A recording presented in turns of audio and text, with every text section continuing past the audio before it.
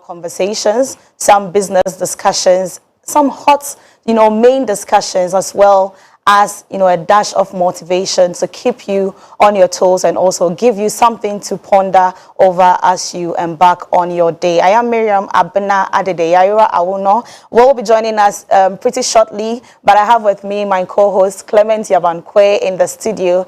And hello, Clement. Mimi. How are you doing? Wonderful. Yourself? I'm doing so great. I've started my Christmas celebration. Yes, I can see at least your colors. It speaks it all.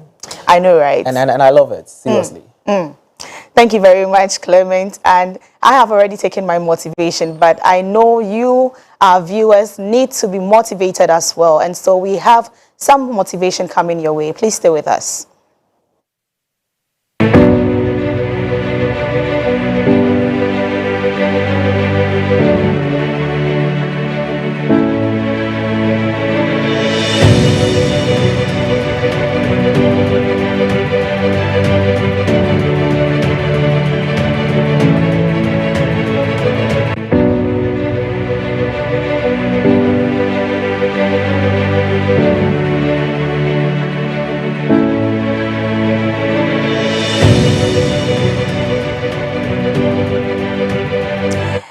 And you're welcome back. Now, let's take our motivation for today. Our motivational quote for today. Can we have it displayed? Okay, so love. And, thinking about this quote, as a spiritual person, I'll always put God first when I'm talking about these issues, because God gave us his only begotten son. Yeah. And that explains the reason why we should love God even more. Not more than Jesus, but I mean, Clement, what's your understanding of this quote? So Mimi, at least you've said it all, especially when you took us to the spiritual point of view. As you said, we need to love the giver, and Christmas celebration is all about celebrating the birth of Christ, and we know Christ is the gift, and God is the giver. So, in order to express your gratitude, let's show appreciation to the giver more than what we receive as mankind. So I would say that let's love God more, because as you love God, you love the gift. Because sometimes when you show more appreciation, or your attention is on the gift, your focus won't now be on the giver again, but your attention is on the gift. That is when people end up judging the gift they receive. People end up judging, assuming you're expecting an iPhone from your mother or from your uncle, and he end up to yam. You get it, and you'll be so confused, and your focus is going to be on the yam phone, rather than you didn't look at what actually made him get you that very item. There's a lot of circumstance surrounding he giving you that thing. So in this festive season, what we are trying to tell viewers is that they should appreciate the giver more than the gift. We shouldn't pay more attention to what we receive from other people, but pay attention to what or who is giving that very thing. Because Mimi, there's a saying that abundance of the heart is what man communicates. You get it? So it's out of the heart. That is when someone give unto others. So I would say that this festive season is a season of celebrating Christ and also showing love. And in so doing, let's love the people who show us love. People who do it, or people who are expecting extravagant things, very expensive things, and so on. But that is not the focus. The focus is let's give love to the person who is showing that very love. It can be expressed in socialization. There's the time families come together. There's the time people, we meet friends. We will go out to have fun. For example, myself, 28, I'm going to some fun with some group of people. So that is a point you show love to people. It's not only about the gift you receive. That is what I would say.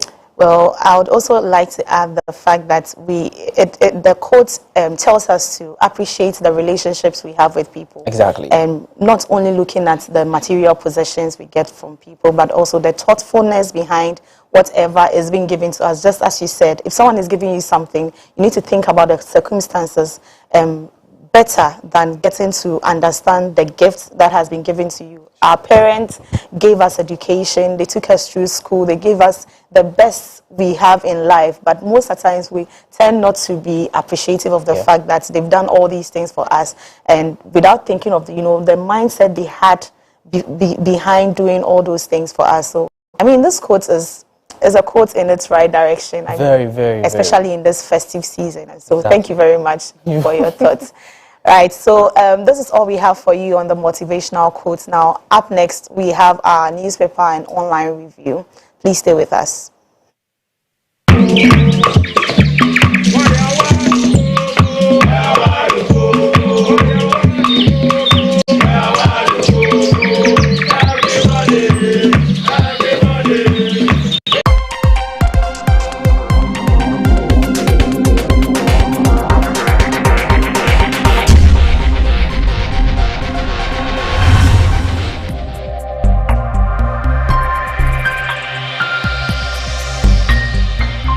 Clog TV, Beyond the Policy.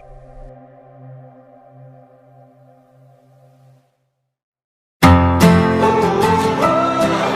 on, Andy! Switch. Switch.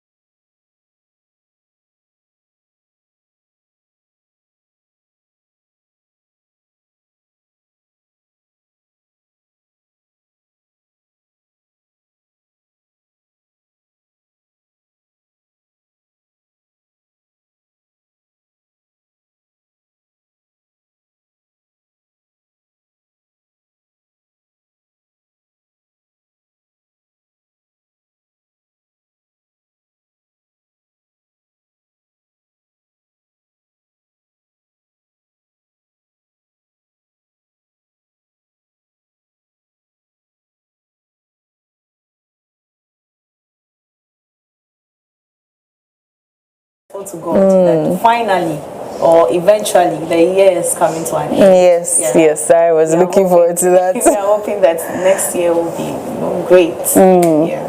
Great. So how are you doing, Kevin? Yeah, I'm fine. I'm glad to hear.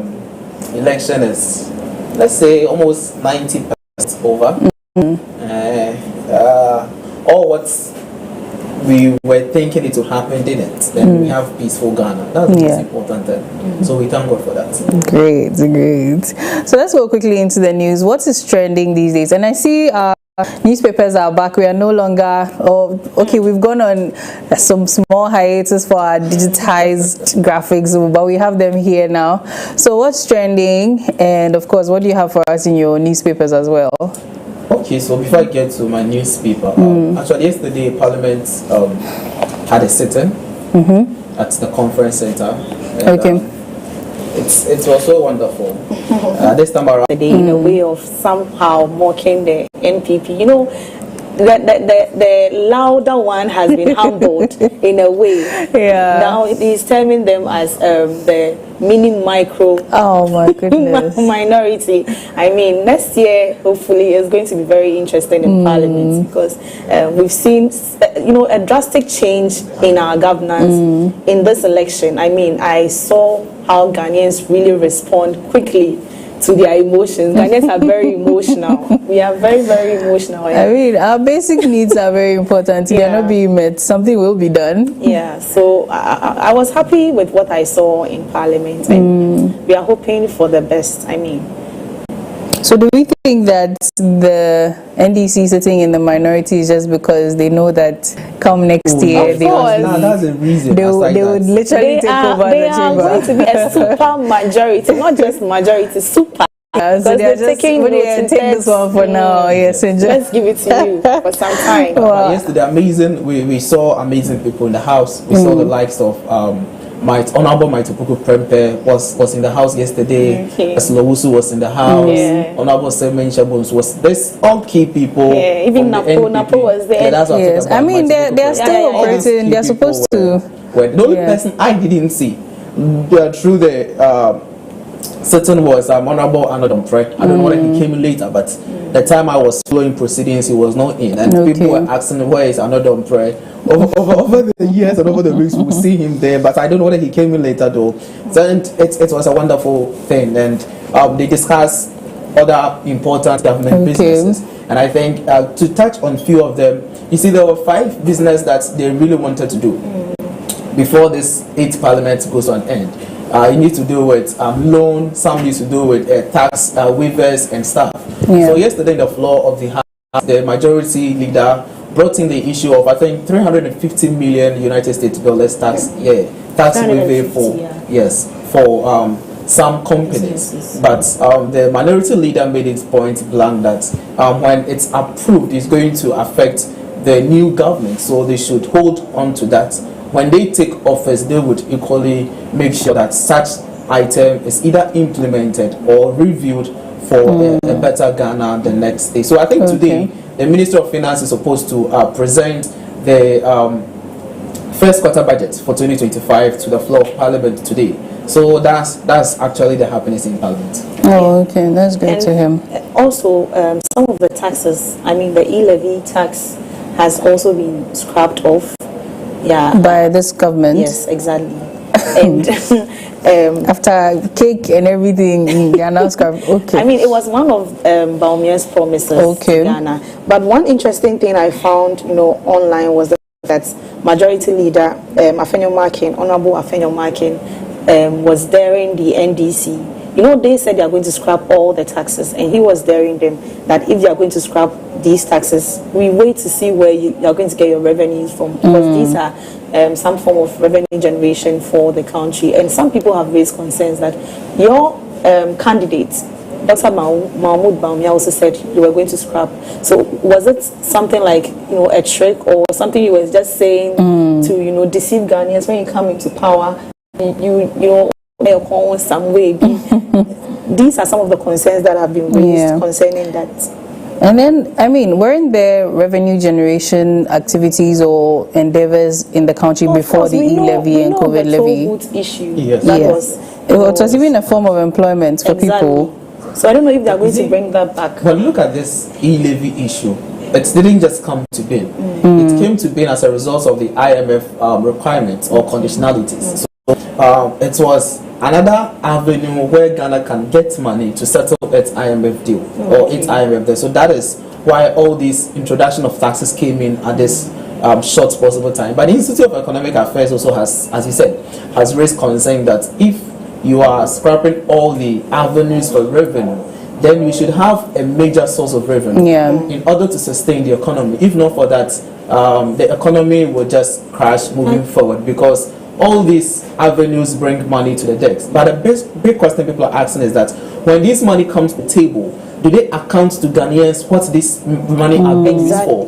For example, the COVID levy or the COVID tax, what is this used for? Have they account to Ghanaians? The e-levy, has it been accounted for? The emission levy, the betting tax. So all these things is what people are calling for. That's the public accountability and transparency. So we hope to see what the new government after 7 January will do, and the new avenue that they are going to use to mobilize funding for their projects or their promises. But I think I remember that, was it the e-levy or the COVID levy? One of them was supposed to generate about, I think, 1 billion cedis or something for the country. And then after it was implemented, we didn't hear anything about this billion cedis and things. So I think it all boils down to accountability, because we tend to commission a whole lot of projects in the name of generating revenues from them.